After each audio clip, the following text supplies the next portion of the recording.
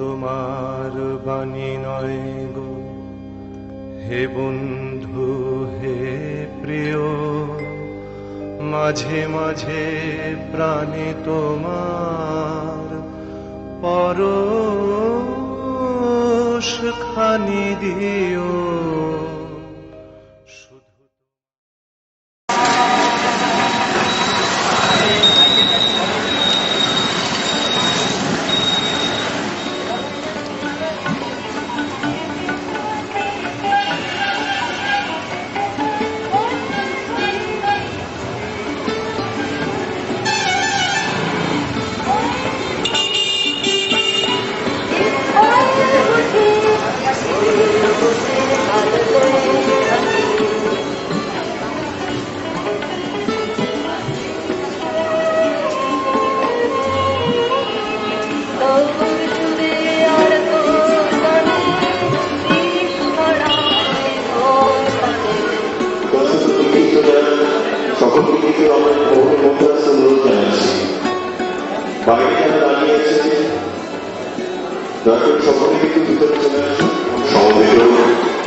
সকল অতিথি, আমাদের নমস্ত শিক্ষক এবং শিক্ষিকাবৃন্দ, এক কথা আমাদের স্যার নিজেই এখন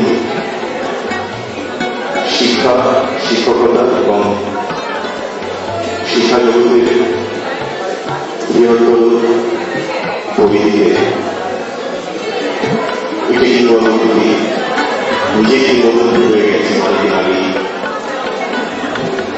খুব সম্প্রতি তিনি প্রথাগত শিক্ষকতায় অর্থাৎ চাকরি জীবনে এই অবস্থান নিয়েছেন। সেই উপলক্ষকে সামনে রেখে আমাদের এই অনুষ্ঠানের পরিকল্পনা উদ্দেশ্য স্যারকে সম্বোধনা দেবে। আমাদের স্যার তার শিক্ষা জীবনে শিক্ষকতার জীবনে এবং জীবন চর্চায় নানা প্রথা কখনো ভেঙেছে, কখনো গড়েছে। তো প্রথাগত যে অনুষ্ঠানের আগেই আমরা যথেষ্ট বিভিন্ন জায়গায় যথেষ্ট দেখি, আমরা কিন্তু এখানে সেই আঙ্গিকটা পুরোপুরি দেখতে পাবো। অঙ্গীকারে কখনো জিনিস বলে রাখি, যে অনুষ্ঠানে আমরা দুটো বিভাগ রেখেছি। প্রথম বিভাগে কিছু নির্ধারিত অনুষ্ঠান, সঙ্গীত, আবৃত্তি, ভাষ্যপাঠ এবং কিছু নির্বাচিত বক্তব্য বেশি মধ্যে দিয়ে সেটা সীমাবদ্ধ থাকবে। আর দ্বিতীয় অংশটা, দ্বিতীয় বিভাগটা, সেটা সেখানে স্যার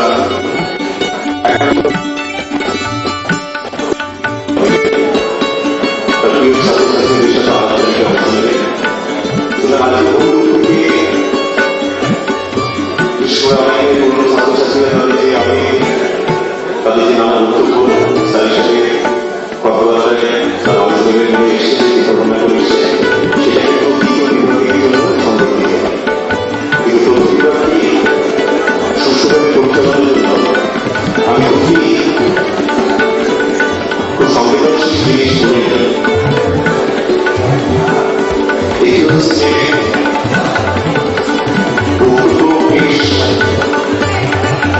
আমাদের অনেক মনে লোকে সচেষ্ট দুঃখিত যে এইভাবে একটা পরিবেশে বিশেষ করে অনুষ্ঠানের মুখ্য সম্বোধন, সেটা হচ্ছে সময় শৃঙ্খলা বলুন।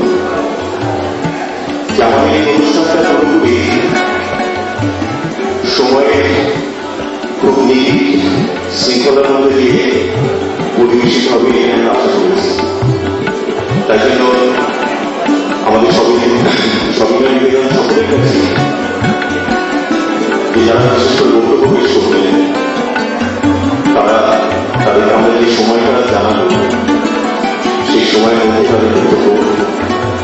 সীমায়িত করার কিন্তু চেষ্টা করবেন। তাতে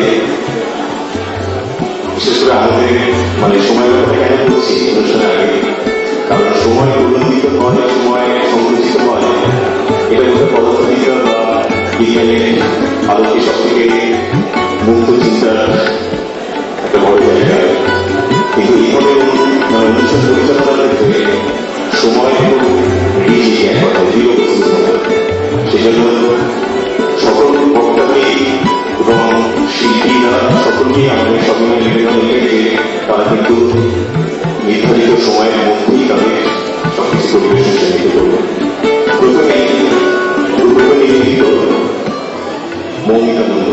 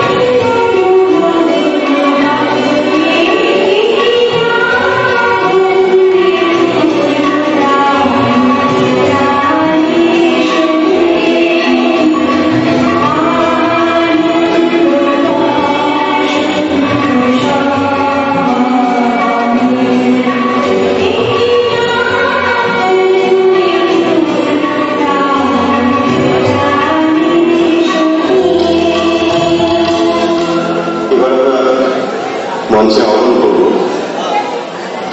আমাদের প্রিয় শিক্ষক মহাশয়কে। প্রথাগত অর্থে বরণ বললে বরণই হবে, কিন্তু শব্দটাতে অনেকের অনেক আপত্তি থাকতে পারে।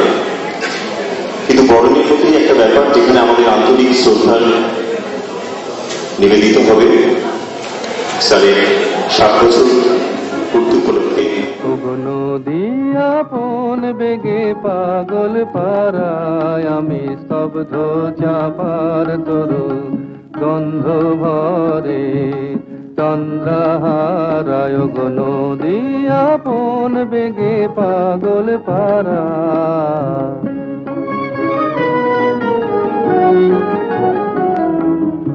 আমি সদা অচল থাকি, গভীর চলা গোপন রাখি। আমি সদা অচল থাকি, গভীর চলা গোপন রাখি। আমার চলা নবীন পাতায়, আমার চলা ফুলের ধারায়, গো নদী আপন বেগে পাগল পারায়। আমি শব্দ চাপার তরু গন্ধ ভরে চন্দ্রহারায়, গো নদী আপন বেগে পাগল পারায়। গো নদী আপন বেগে পাগল পারা, পথে পথে বাহির হয়ে আপন হারায়। গো নদী আপন বেগে পাগল পারা, পথে পথে বাহির হয়ে আপন হারা। আমার চলা যায় না বলা, আলোর পানে প্রাণের চলা।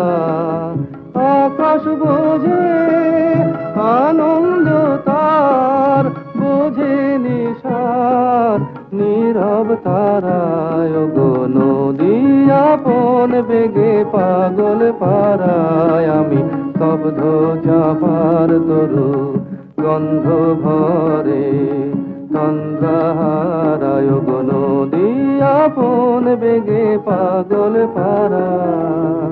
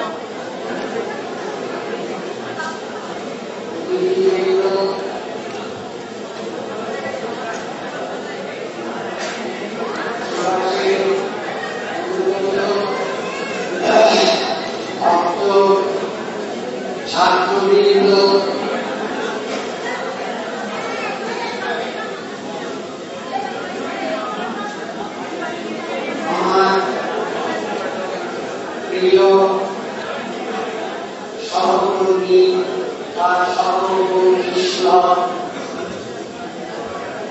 উপস্থিত ভদ্রমণ্ডলী, সুভাষের সম্পর্কে কিছু বলতে গেলে আমি এই আগে ভেবে পারি না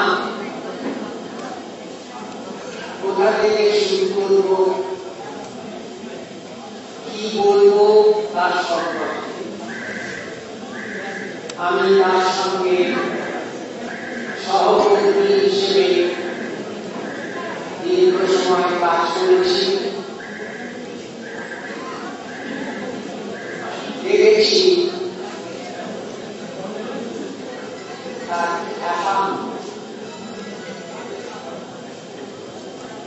পড়ানো পাগল। আমরা বলে থাকি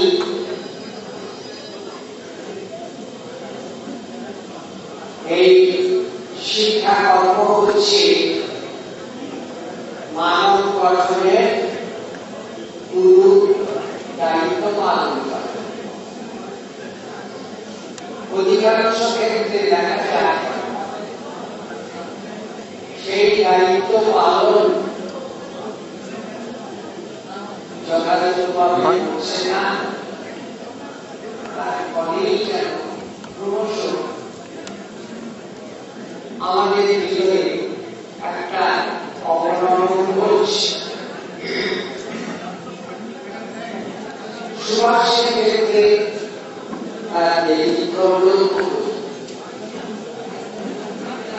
মানবতার কাজে উৎসর্গিত প্রাণ।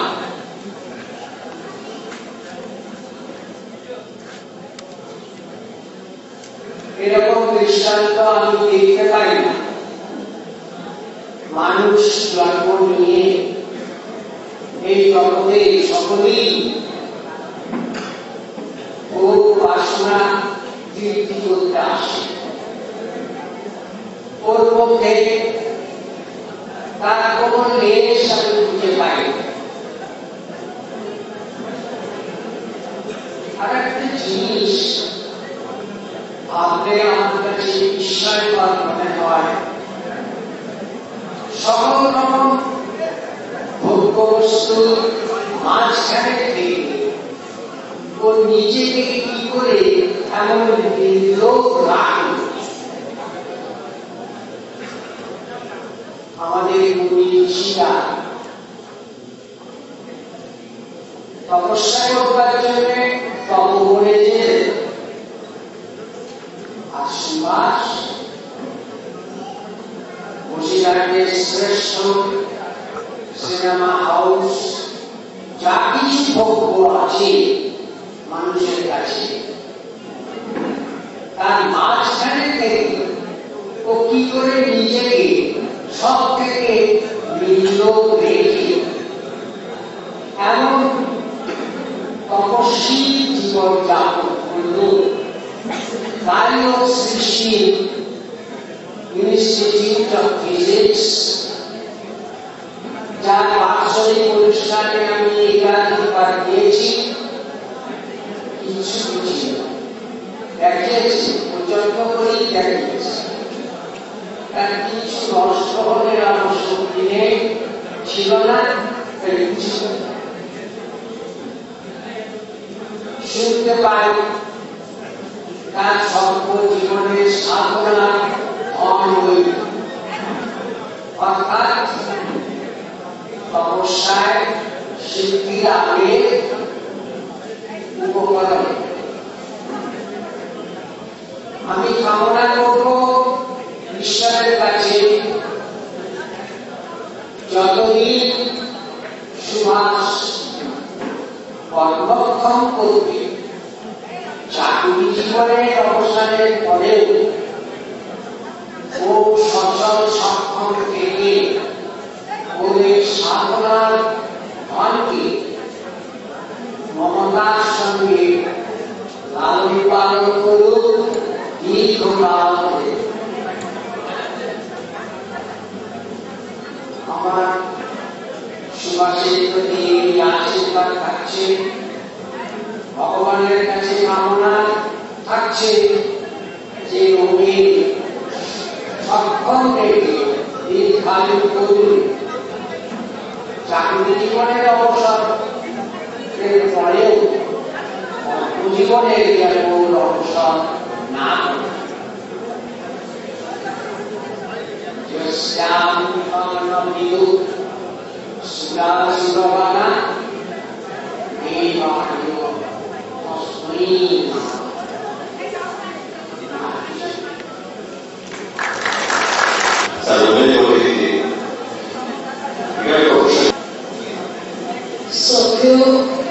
শিক্ষক মণ্ডলী,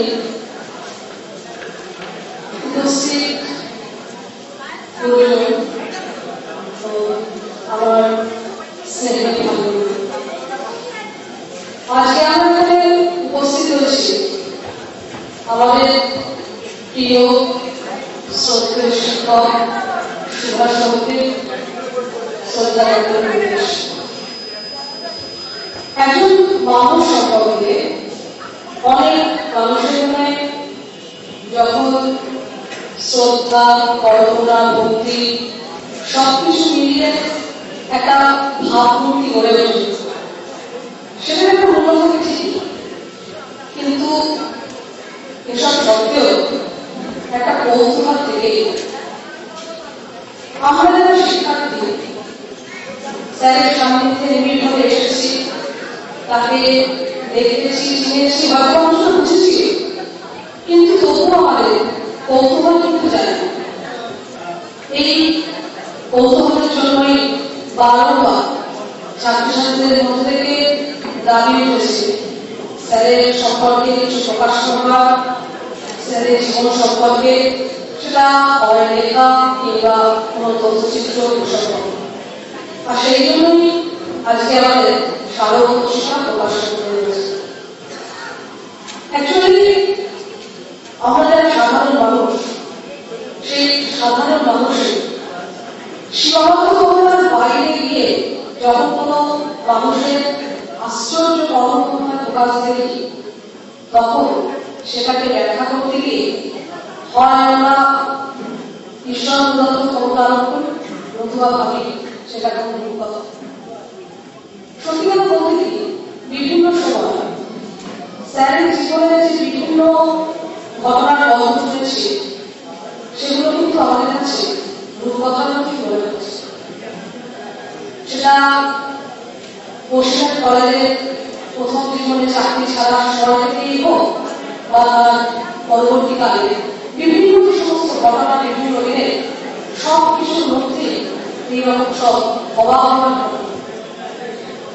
74 সালে পরে সেপ্টেম্বর মাসে পরে বেশ কিছুদিন বেকার অবস্থায় ঘোরাঘুরি করার পর উনি 75 সালে বিদ্যাসাগর কলেজে মর্নিং বা বিভিন্ন স্থানের সঙ্গে যুক্ত ছিল।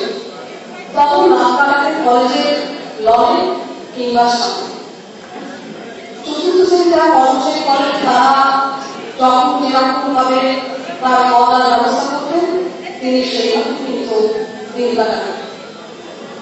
এরপরে যখন 75 সালে 76 সালে তিনি যুক্ত হলেন বসিরহাটে এসে টাউন স্কুল এবং রেলওয়ে। একটা সময় এই 76 থেকে 77 মধ্যে যখন তিনি কলকাতার বিদ্যাসাগরের মর্নিং ডে ইভিনিং 3টে কলেজ, বসিরহাটের টাউন স্কুল, হরিমোহন এবং একসঙ্গে রাজারহাট বিষ্ণুপুরের স্যার কলেজ 6-7টা প্রতিষ্ঠানে একসঙ্গে শিক্ষকতা করছে। আর সেই সময়টা আমাদের অভিজ্ঞতা আছে, হয়তো আজকে ছাত্রছাত্রীর অভিজ্ঞতা নেই, সেই পরিবেশিকারী বাসের জন্য যাতায়াত করে কলকাতা আবিষ্কার করে এই সমস্ত ঘটনা ঘটিয়েছে। এখন আমরা যারা এখানকে নিজের অর্থ বলে মনে করি, তাদের কাছে এগুলো তো শুনলে রূপকথার মতো মনে হয়। এরপরে যখন 77 সাল থেকে পুরোপুরিভাবে বসিরহাট হাই স্কুলের সঙ্গে যুক্ত হলেন, তখন সেখান থেকে যুক্ত হওয়ার কারণে কিন্তু 77 থেকে শুরু করে প্রায় 82 সালের মাঝামাঝি পর্যন্ত কিন্তু বসিরহাটের টাউন স্কুল, হাই স্কুল এবং হরিমোহন এই 3টে প্রতিষ্ঠানের সঙ্গে কিন্তু একই সঙ্গে যুক্ত ছিল। সেই সময় সারাদিন স্কুলে ক্লাস করা, এমনকি রাত 10টা পর্যন্ত থিওরি মেলা, এগুলো যারা আমার থেকে অনেক বড় দাদারা দিকে আসেন তারা এগুলো বেশি ভালো করতে পারেন, অনেক বেশি ভালো তারা অভিজ্ঞ। কিন্তু এখন যারা ছাত্রছাত্রী বর্তমান দিনে খুবই ছোট যায়, তাদের কাছে কিন্তু এগুলো একদম বড় কথার মধ্যে মনে হয়। পৃথিবীর নিয়মে সূর্য ওঠে, অস্ত যায়, তার মধ্যে কিন্তু মেঘ হয়, জল ওঠে, বৃষ্টি হয়।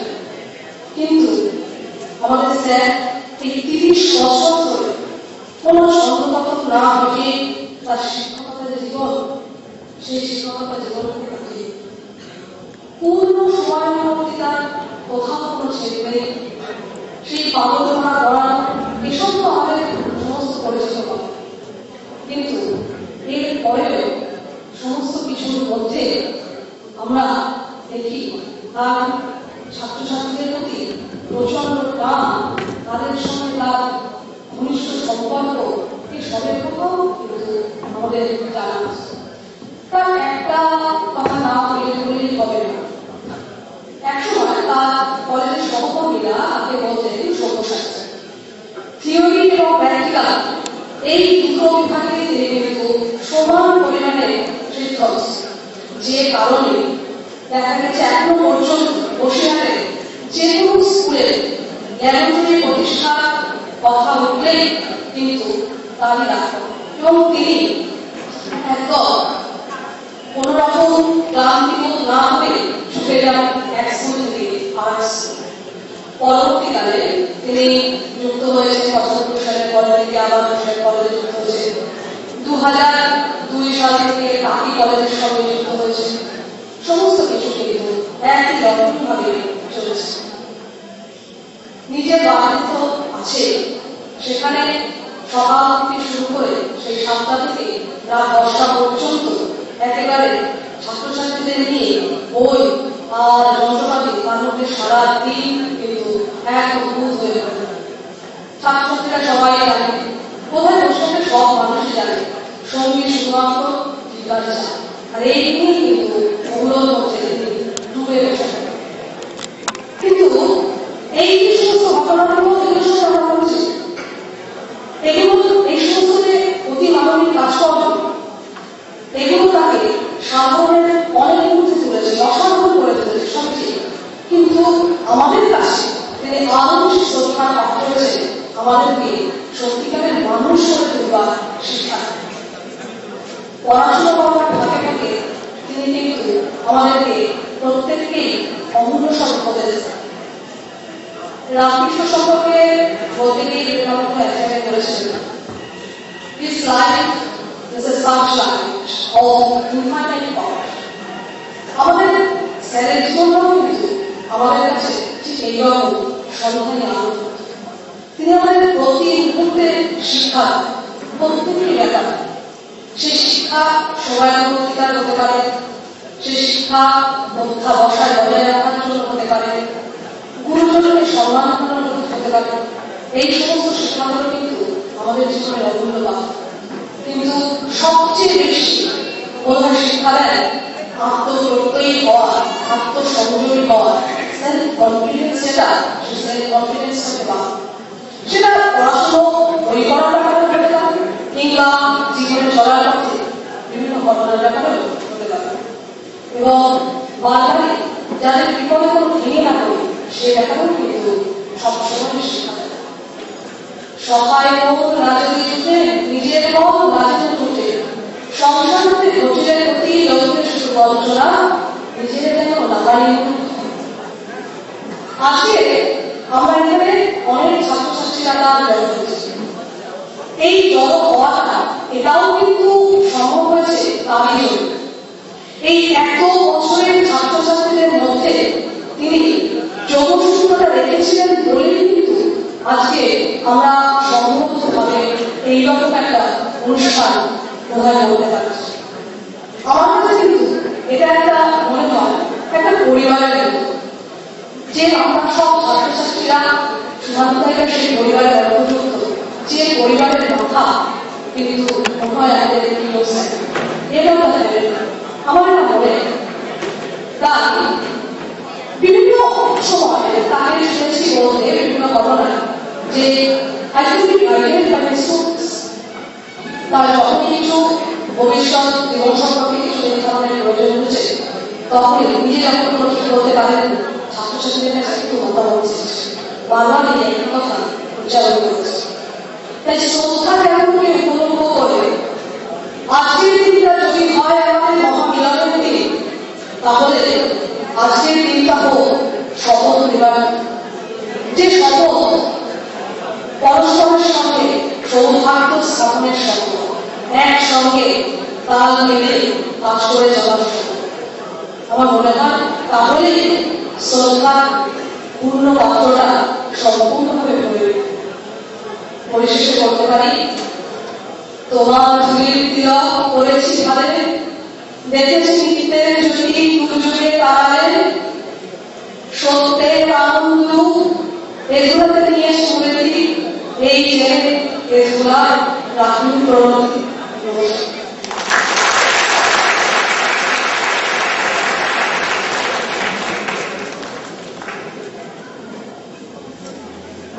সত্যের আলোকে উদ্দীপিত হওয়ার দিয়ে অধিকার এটাই আমাদের আমরা চলব এই সকল মধ্যে আমাদের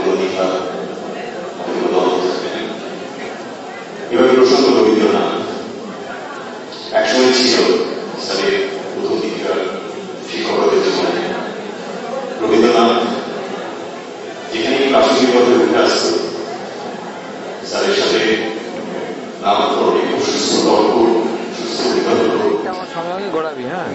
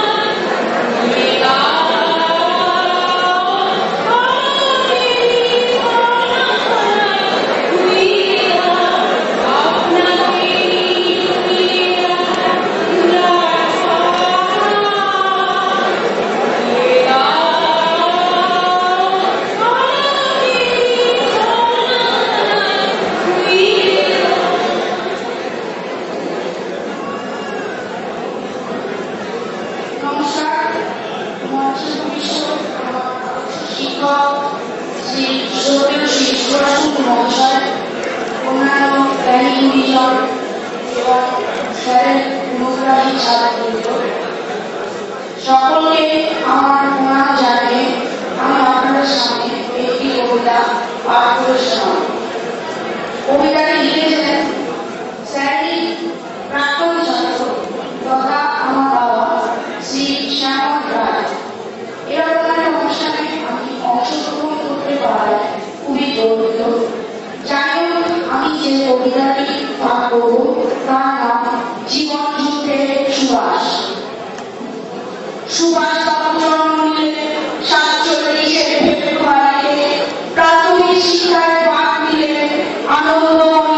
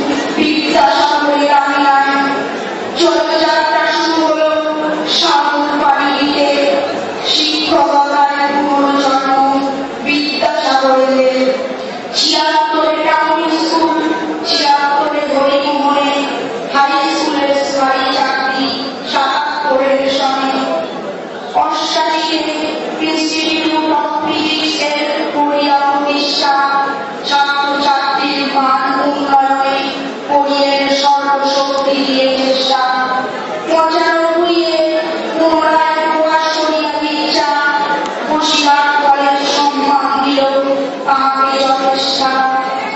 বসিরহাটের পুরো শিক্ষা প্রতিষ্ঠান থাকল না বাকি, 2000 ঝাঁপিয়ে পড়ল মহাবিদ্যালয়ে নাকি।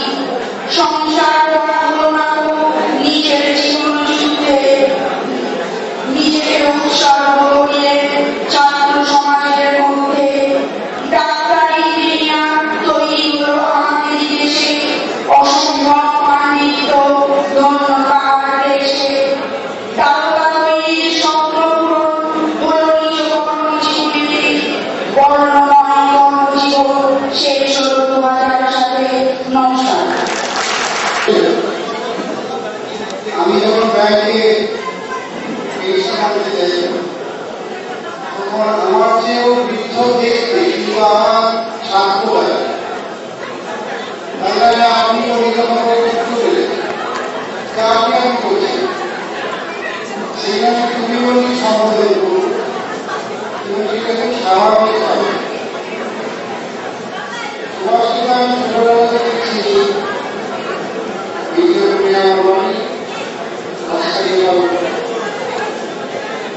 আমার বাড়ি কলেজে যখন পড়াশোনা শিক্ষকতা করেছিলাম, তারপরে কলেজ থেকে চলে আসে, কিন্তু কলেজেও পড়াচ্ছে, টাকা কলেজে পড়াচ্ছে বিনা বেতনে, ছাত্রছাত্রীদের পড়ায় বিনা বেতনে। তারা বলেছিলাম যে কলেজগুলো তো অনেক টাকা দামি, তাকে কলেজ থেকে উঠে যান না, সেই বেতন দাম হল ছাত্রছাত্রীদের বিনা পড়া, কিন্তু তাদের কাছে মেলে নেয় ওরা অবাধে দাম হচ্ছে, কিন্তু ওরা 30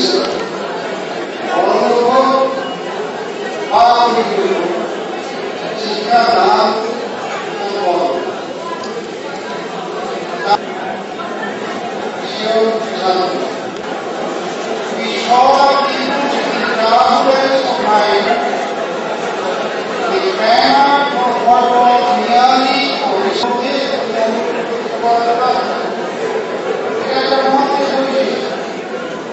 আমি বিবেকানন্দের কথা বলছি, বিজ্ঞানীরও ক্ষমতা থাকে না, যারা কিন্তু তারাও পারে শিক্ষায় ছাত্র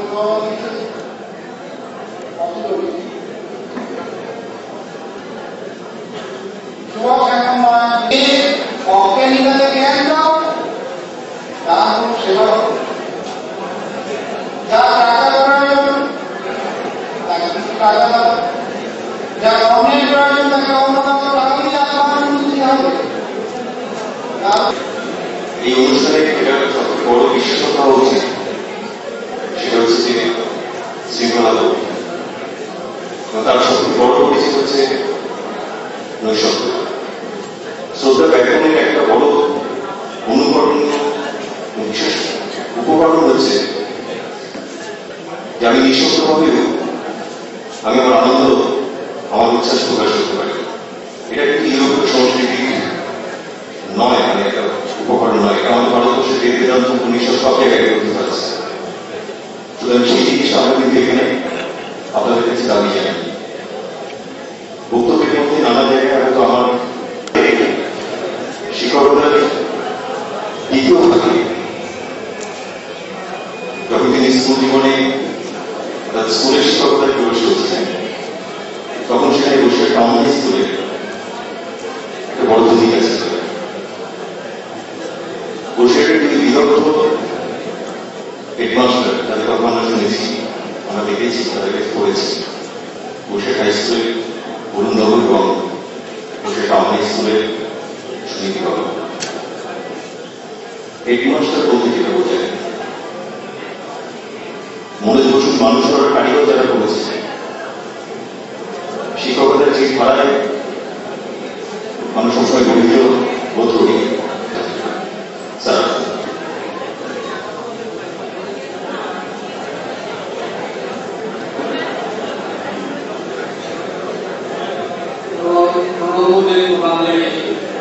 আবার সমবয়সীদের আবার শুভেচ্ছা জানিয়ে আবার ছাত্রছাত্রীদেরকে আমি আমার স্নেহ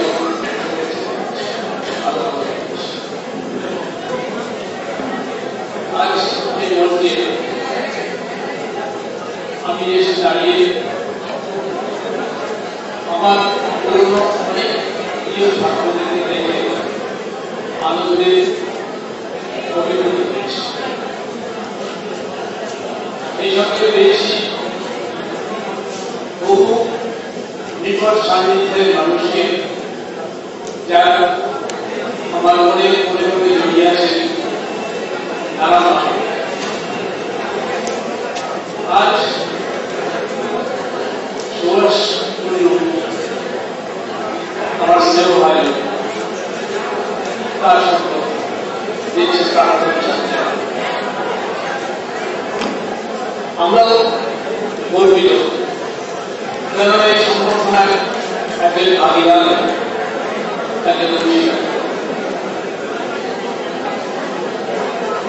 আজকে সেদিনের কথা খুব মনে পড়ে, যেদিন সুনীল বাবু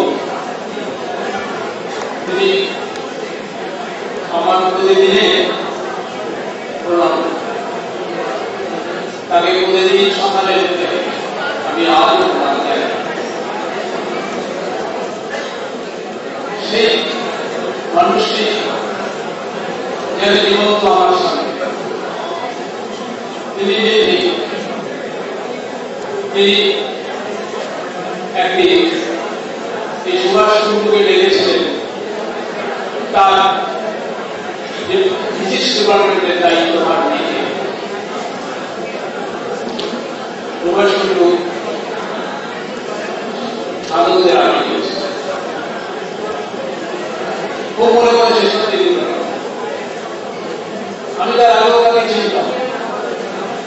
চিন্তা নিজে নিই।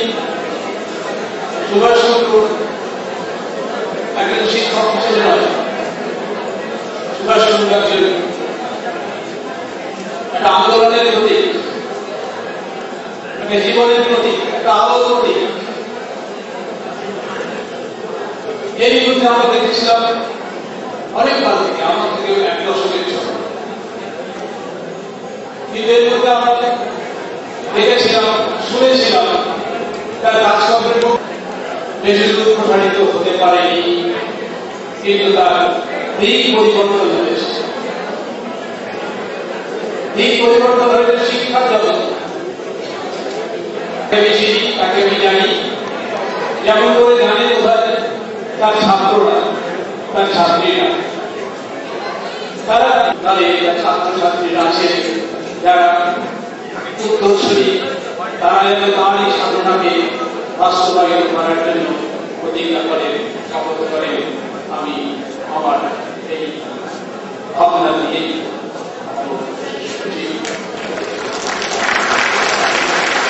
স্মরণিকা থেকে প্রকাশিত হলো অনেকেই নিশ্চিত কৌতূহলী রয়েছে, যেটা কিভাবে আমরা বেশিরভাগ স্থায়ী ছাত্রছাত্রীরা কি করছে আমরা প্রত্যেকে পাবো। জানি যে ঠিক যেভাবে সকলের কাছে কার্ড পৌঁছেছে, ঠিক একইভাবে এই স্মরণিকা সকলের কাছে পৌঁছে দেওয়ার দায়িত্ব ছাত্রছাত্রীদের।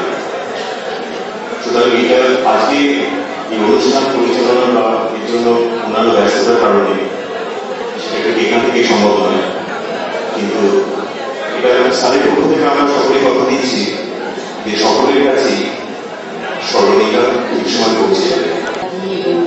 জুনিয়র ভাইবোনেরা এবং সর্বোপরি আমি স্যার সবাইকে আমার সশ্রদ্ধ প্রণাম।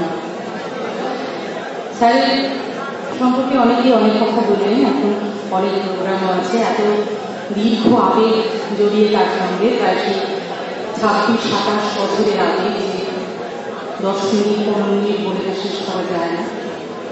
তবে আমি বলতে পারি যে এই ধান্দাবাজ এই মতলববাজ সমাজ সাথে দাঁড়িয়ে মাঝে মাঝে যখন নিঃশ্বাস নিতে ভীষণ কষ্ট হয়, তখন স্যারের কথা ভাবলে নতুন করে একটা বাঁচার প্রেরণা পাওয়া যায়। সেটাই আজকে সমাজে ভীষণ প্রয়োজন। খুব বড় আর্টিস্ট, খুব বড় আইপিএস অফিসার কিংবা আইএস অফিসারের থেকেও খুব বড় মাপের মানুষ, এটাই বলে আজকে সমাজের সবচাইতে রেয়ার স্পেসিস আর কি। স্যার আমার কাছে তাই মাঝে মাঝে একজন ভিন্ন গ্রহের মানুষ বলে মনে হয় এই সমাজের থেকে।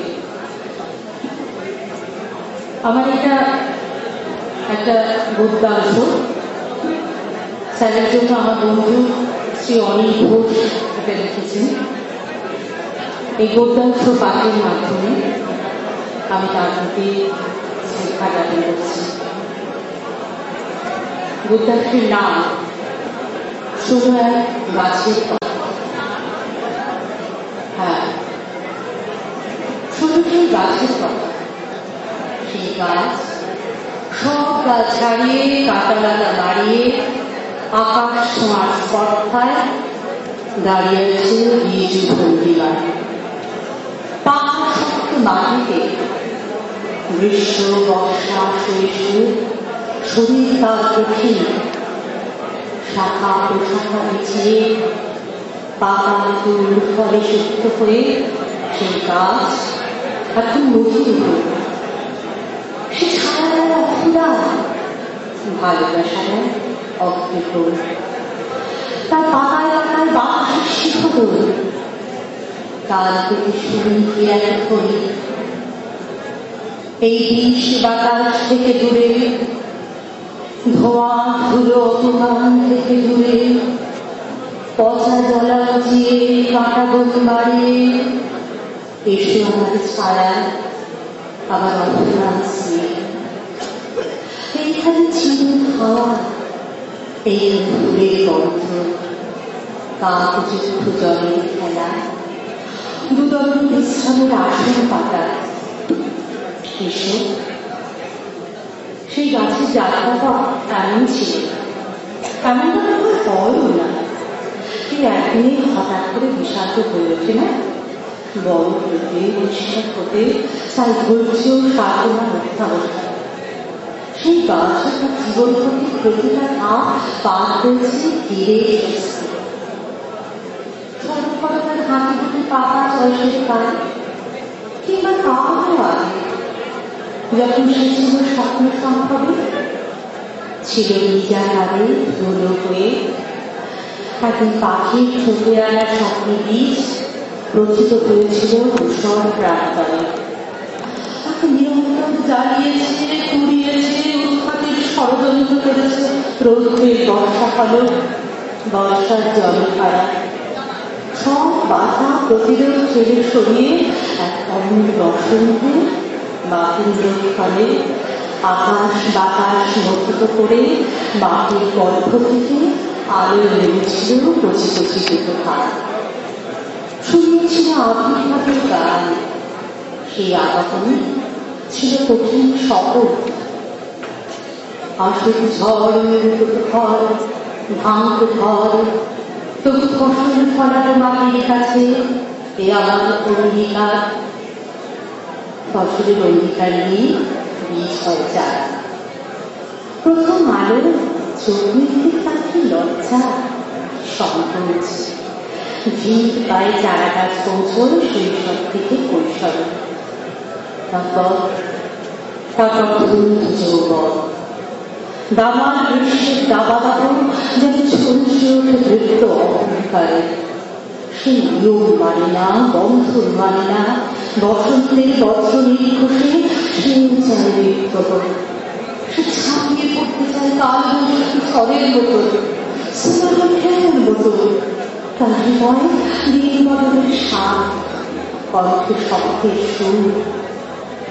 পৃথিবীকে সুর বাক করে যাব আমি, তারপর হব ইতিহাস। বিপ্লব বিগ্রহ স্পন্দিত হলে সে সেই কাজ প্রতীকভাবে আনন্দ দিত, দিন বদলের আশায় উদ্দীপ্ত, মহাজীবনের পদলালিত সংখ্যার মুছে কঠিন কঠোর গতিখানার অস্ত্রখানা শিকড়িত। তারপর সুস্থির হওয়ার দ্বারা গাছের ফলন তাই বিস্তার সর্বমোচ্ছুতি তার স্বভাবে নেই যে সে গাছও পায়নি তার আদর্শ থেকে দূরে সরে থাকে। ক্রমে তার কাণ্ড শক্ত হয়, শাখা পোশাকা ছড়ায়, পাতা ফল ফুল হয়, পাখি আসে তার ডালে, আর গাছ দিয়ে যায় তার জ্ঞান, তার মরণ, তার ছায়া। নিঃস্বার্থভাবে তুলে দেয় অভ্যন্তরে সমস্ত দরজা। দিয়ে যাব আমার ভূমি, দিয়ে যাব আমার গাছ, আমাকে বড় অবগাহন, তুমি আমার সত্যি, তুমি। হ্যাঁ, গাছ দিয়েছে, শুধু দিয়েছে, নিজের জন্য রাখেনি কিছু। আটা গ্রহণ করেছে আমাদের মতো চারা গাছ, আমরা তার ছায়ায় বিশ্রাম নিয়েছি, তার প্রসাদ দুহাত থেকে গ্রহণ করেছি। সে গাছ আমাদের অর্থ দিয়েছে, ভালোবাসা দিয়েছে, বলেছি বড় হও, বেড়ে ওঠো। আমরা সেই মন্ত্র নিয়ে আর জীবন জীবিকার পথে বন্ধুর প্রাণঘরে দিনগত পাপক্ষয় করে চলেছি। আজ এই পূর্ণ দিনে সেই মহাবৃক্ষকে শাশ্বত প্রধান, যার আদর্শ আমাদের জীবনে বন্ধ, যার চলা আমাদের প্রাণ ধরনের নিঃশ্বাস, যার বাড়ি আমাদের পাখি। আমরা বেরিয়ে যাব, তিনি থাকবেন, আমরা ফুরিয়ে যাব, তিনি থাকবেন। জ্ঞানের ফুল ফুটিয়ে আদর্শের ফলদান করে সময়ের বন্ধ পাথর ফাটিয়ে প্রভুর বিক্রমে ঘোষণা করবেন, আমি ছিলাম, আমি আছি, আমি থাকবো। হ্যাঁ, সেই গাছ আছে, সেই গাছ থাকবে, সেই গাছের মৃত্যু নেই, সেই গাছ অজর অমর অক্ষয়। আমরা তো তাদের কিছুই দেব না, তাকে দিতে পারবো না। না, তিনি যে দাতা, তিনি যে কিছুই নেন না, শুধু খাওয়ার পাত্রে দিয়ে যান তার কথা। আমার আছে কেবল মাটি আর সবুজ অবসবন, এগুলো এই কথাটা থাকি, বলি সেটাই সঙ্গ করি। আমার দিলেই যদি চাও আরো ফুলের জলসা ঘর, তবে গভীর ভাষাও নাও আমার সীমানা বরাবর। নমস্কার।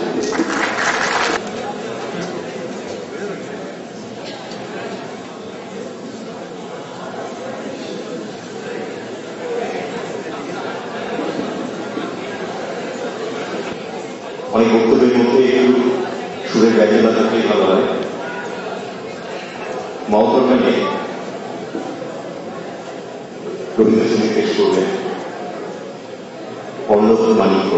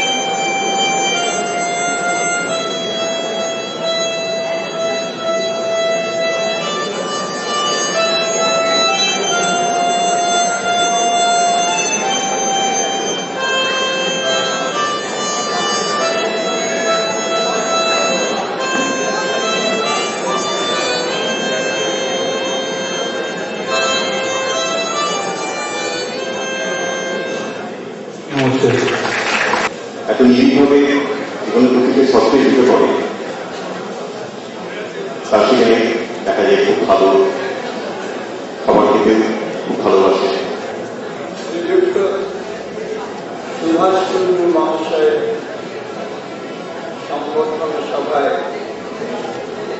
সমবেত সকলকে বিনীত সম্মান ও সম্ভাষণ জানিয়ে আমার বক্তব্য নিবেদন করছি। তার আগে এই উপলক্ষে সুভাষের জন্য সুস্থ নিরোধ কার্যক্ষম প্রাণবন্ত এবং 25 বছর আগে যে সুভাষকে দেখেছিলাম সেই রকম সুভাষের মত জীবন প্রার্থনা করে অভিভাবকের দৃষ্টিতে আমি সুভাষকে কেমন দেখেছি সেই কথা আপনাদের বলছি।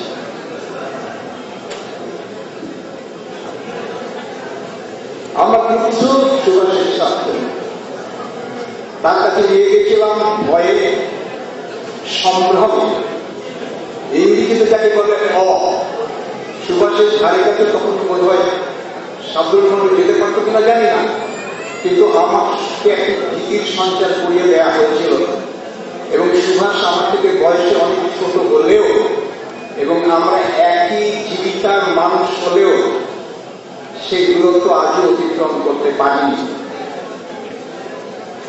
সেই অভিভাবক আমি সুভাষকে কেমন দেখেছিলাম আমার পুত্রের শিক্ষক হিসাবে, a friend, a philosopher, a guide এবং মেন্টর। এই কথা আমি সুভাষকে বলেছিলাম যে আমার পুত্রের মেন্টর আপনি হন। সেই সময়টায় গ্লোবালাইজেশন এত রই রই করে ছুটে আসে, সেই সময়টা র্যাট রেস এত দ্রুত ধাবমান ছিল না, সেই সময়টা তখনও পর্যন্ত এডুকেশনটা একটা কমোডিটি হয়নি, কনজিউমার গুডস হয়নি এবং তখন শিক্ষকেরও কিছু মান্যতা ছিল যেটা এখন নেই। যখন শিক্ষকরা পারচেজেবল, সেই সময়টা সুভাষের কাছে আমার পুত্রকে দিতে পেরেছিলাম। What he has become now, Subhash will appreciate him. কেননা আজকে আমার একটা কথায় বারবার করে মনে হচ্ছে সুভাষ কর্মস্থল থেকে অবসর নিলেন, তার মনের মধ্যে কি এই প্রশ্ন গুঞ্জরিত হচ্ছে না, কে ওই দিকে মোট কাটছে? সন্ধ্যা রোগীর এই প্রশ্নের উত্তর কে দেবে? জগৎকে নিরন্তর ছবি হয়ে থাকবে। এমনি হোক। দ্বিতীয়ত আমি সুভাষকে দেখেছি এজ এ টিচার। একটি বিখ্যাত উক্তি স্মরণ করতে হয় একজন বিখ্যাত অধ্যাপক সম্পর্কে। তিনি তার অনুজ শিক্ষক সম্পর্কে বলছেন, as a teacher he was my envy and despair. তার সামনে যখন যাই আমি শিক্ষক হিসাবে আমি ঈর্ষিত হই, আমি হতাশাকৃষ্ট হই, ওর হারিয়ে আমি উঠতে পারবো না। এ কথা বলেছিলেন ইংরেজ সাহিত্যের কথিত দশা অধ্যাপক সুবোধ সেনগুপ্ত। বলেছিলেন তারই অনুযোগ একজন শিক্ষক তারকনাথ সেন সম্পর্কে প্রেসিডেন্সি কলেজে। সুভাষ সম্পর্কে আমি একই কথা বলছি সেই বসুদের কথা ধরে। As a teacher he is my enemy, he is my despair.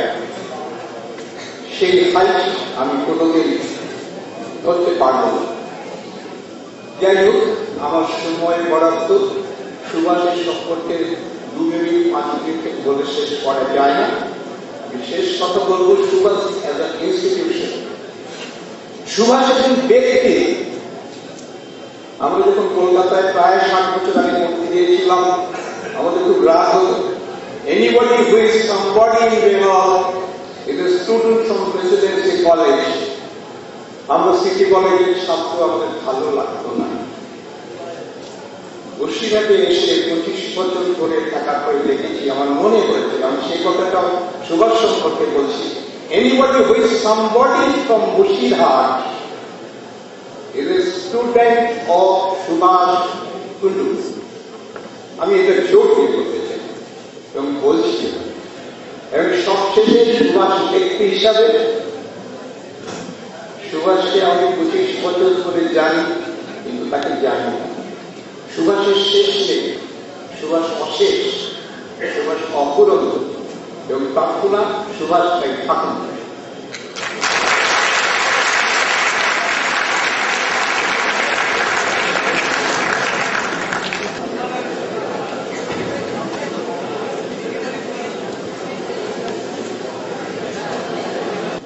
মঞ্চে উপবিষ্ট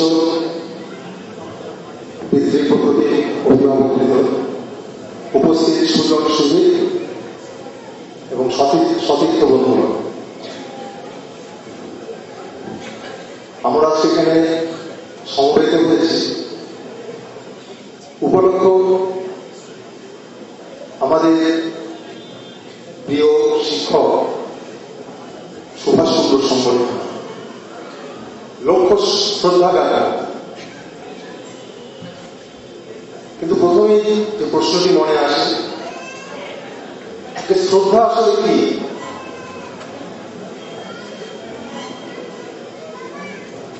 শ্রদ্ধা তো এক অনুভূতি, গুণমুগ্ধ অনুভূতিরই অন্য নাম শ্রদ্ধা। বলা হয় মন ও মননের সঙ্গমে বিকশিত বোধ যখন দ্রবীভূত হয় অপার বাৎসল্যে,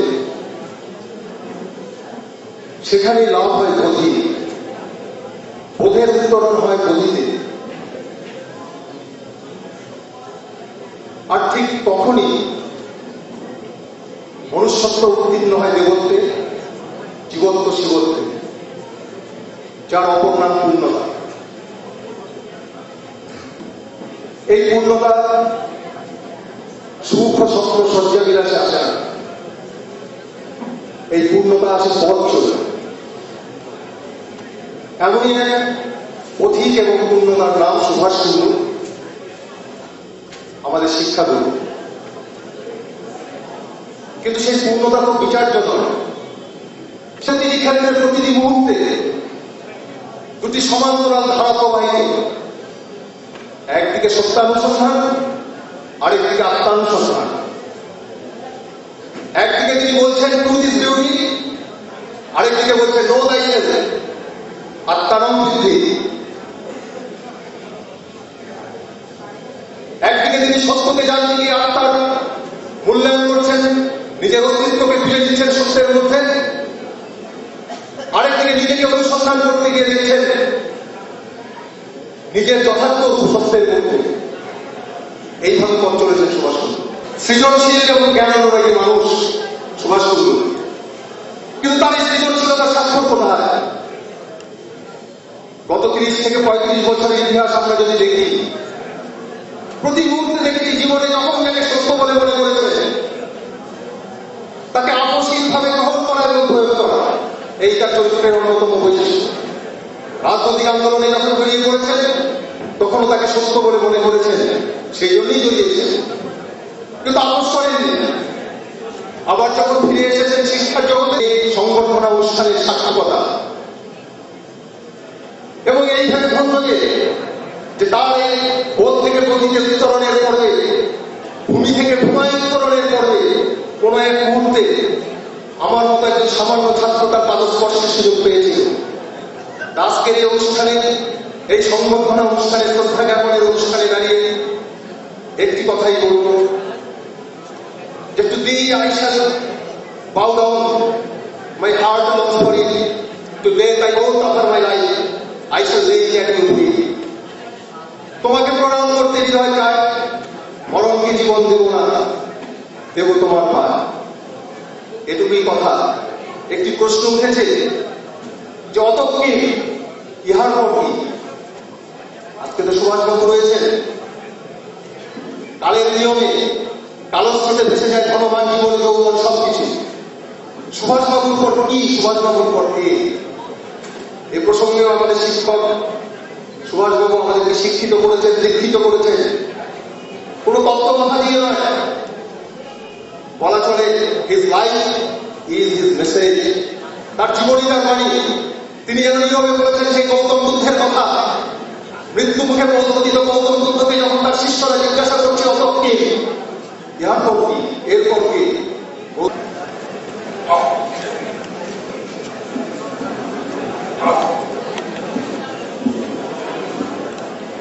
মঞ্চে উপবিষ্ট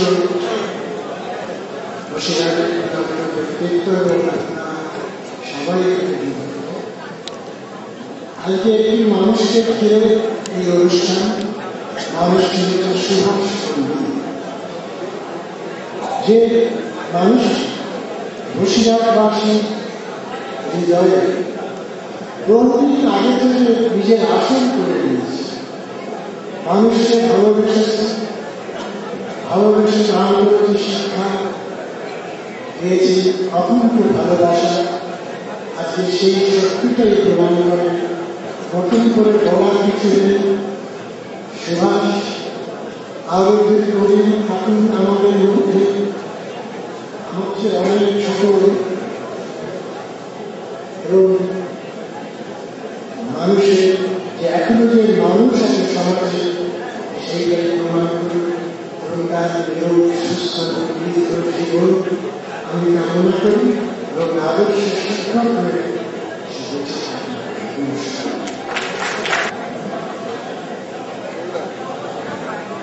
একটু অন্য ধরনের অনুষ্ঠানে এখানে অন্যভাবে একটি ভাষ্যপাঠ পরিবেশনায় রথীন রায় ও চিত্তানী রায়।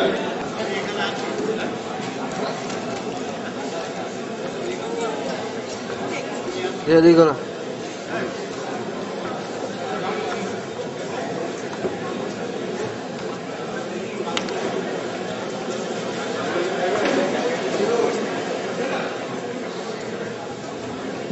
হ্যালো, নমস্কার। হ্যালো।